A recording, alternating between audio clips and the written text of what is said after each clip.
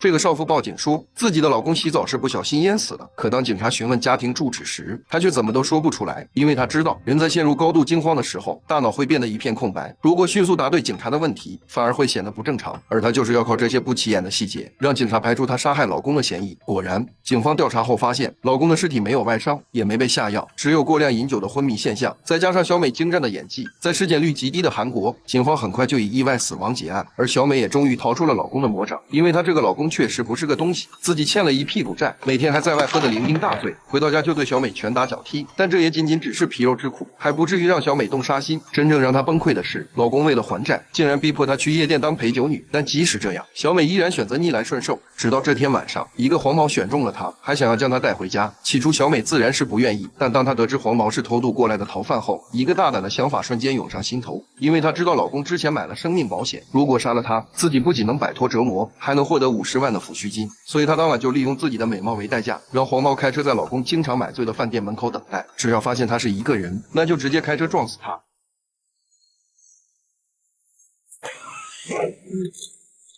万万没想到，得手后的黄毛给小美报喜说，事情已经办成了，尸体也埋到了山上，保证不会有人发现。小美听后差点气死，尸体埋了还怎么当成意外死亡，还怎么领抚恤金？真他喵是个白痴！而就在这时，家里的门突然被人打开，老公竟完好无损的回来了。小美瞬间愣在了原地。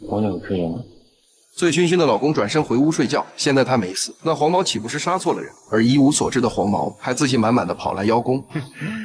이거 축하 선물 오다가 뽑았어。小美赶紧将其推出门外。当黄毛得知真相后，当场崩溃，没想到自己第一次杀人还给杀错了。这时小美劝他赶紧跑路，避过了风头再来找他。可没想到这白痴没2天就从外面跑了回来，还说那个无辜死去的路人天天托梦骂他白痴，搞得他神经已经出现了问题，现在只有去警局自首才能解脱。小美当然不同意，她拉着黄毛来到埋尸地点，给这位无辜的人办了一场追悼会，好好祭奠了一番。但这种只能骗骗鬼的荒唐举动，让黄毛的负罪感变得更加强烈。无论小美怎么劝说，他就是一心要去自首。小美被气得原地跺脚，好好的计划被搞得稀巴烂，现在还要去告发自己，她终于忍不了了。小美将目光移到了旁边的汽车上，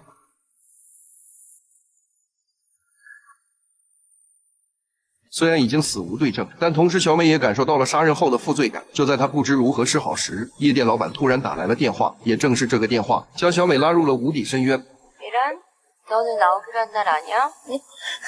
夜店的老板娘都这么狠吗？看到场子里的妹妹遭到醉汉强迫，她孤身一人就上前来了句：“네 오늘 손님 못 받아요。”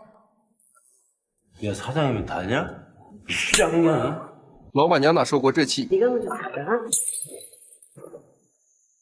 完事之后，老板娘又将被吓坏的小美领到了办公室。原来她早就发现了小美脸上的伤，也猜到了这是她老公干的。但金姐并没说什么，只给了小美一笔钱，让她去医院里休息2天。受宠若惊的小美此时还不知道自己已经落入了金姐的圈套，所以当小美装死黄毛不知所措时，她唯一能想到的就是帮过她的老板娘。金姐赶到之后丝毫没有惊讶，主动帮小美处理了尸体，还毁灭了所有的杀人证据。金姐告诉小美，自己曾经也被家暴过，所以才会无条件的帮你。天真的小美信了，于是就被金姐一步步诱导，把自己的老公迷晕，溺死在浴缸里，然后利用金姐教她的心理学，将这场蓄意谋杀变成了意外身亡，最后成功领到了50万美元的抚恤金。一切结束之后，小美剪了一个跟金姐一样的发型，还很懂事的拿出一笔不菲的感谢金。可金姐要的并不是钱，她说：“我只是拿你当亲妹妹看待，只要你过得好就行。”傻傻的小美又信，直接干掉了这杯下了药的香槟。等她再次醒来，已经被绑在了手术台上。这时，善良的金姐终于露出她锋利的獠牙，那点感谢金怎么可能满足这只鲨鱼的胃口呢？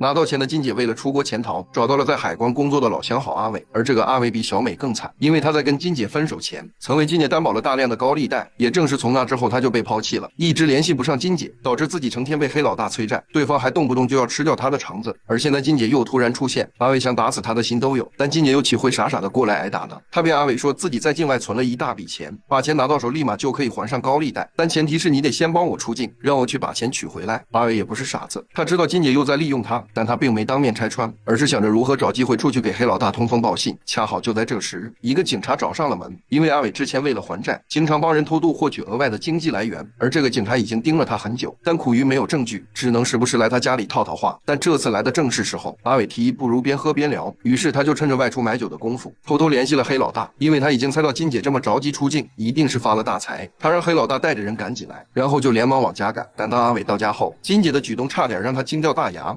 女人正在上厕所，而她旁边的浴缸里竟赫然躺着一具尸体。之所以她能收放自如，是因为这个尸体是被她刚刚肢解的一名警察。因为女人害怕自己犯罪的证据被发现，所以干脆来了个釜底抽薪。但她还没意识到，在一旁帮她清理血迹的男友已经对她的行为产生了恐惧。结果女人一走出厕所门，直接被平底锅砸晕。阿伟知道金姐杀警察的事一定会牵连到自己，索性一不做二不休，他翻出金姐的车钥匙，然后打开后备箱，金姐骗来的钱果然在里面。面对这突如其来的横财，阿伟想都没想，拎着钱包就钻进了洗浴中心。但他最想干的事，也就是先把钱藏进储物柜，然后找个没人的地方，感叹金姐即将面临的下场。但他没想到，催债的黑老大的确找到了金姐，但他们的目的只是要钱。金姐说，虽然阿伟卷跑了我的钱，但我太了解这个怂货了，办什么事都只图快，他一定会赶最早的航班出境。果不其然，黑老大的小弟按照金姐给的几个地址，还真找到了阿伟。但还没等小弟动手，阿伟就吓得四处逃窜，结果直接撞上了一辆高速行驶的货车。阿伟就这样饮恨西北，但那一提包的钱并没停下脚步。有个名叫大壮的清洁工在打扫时发现了他，但他并没选择报警，而是悄悄把钱带回了家。也正是他这个举动，让后来的黑老大有了线索。原来当初大壮拿包回家的时候，被经理撞了个正着。当时经理就怀疑他一个清洁工怎么可能买得起这么贵重的包，于是经理就非要看看。但已经怂了一辈子的大壮，终于为钱硬气了一回。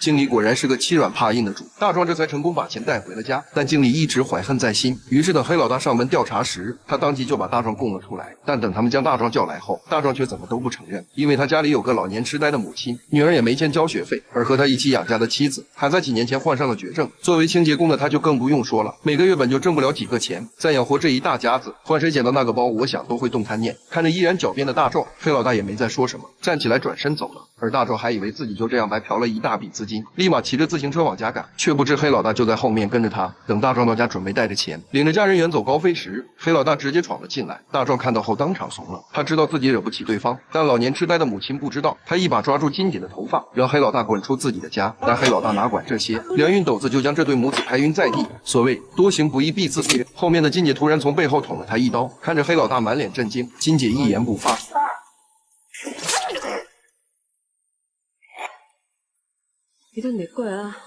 金姐一把火烧掉了大壮的家，拎着包离开了这个是非之地。好在大壮及时苏醒，背着老母亲从屋里逃了出来。没想到自己一时贪念，差点就家破人亡，现在后悔也来不及了。另一边，金姐终于买到了出境的机票，看了一眼时间，还有半个小时才登机，然后就把包放进了储物柜里。作为这场大乱斗的胜利者，她心里说不出来的愉悦。可令她没想到的是，黑老大最忠诚的小弟出现在了身后。无论金姐怎么收买他，他的目标就是要为老大报仇。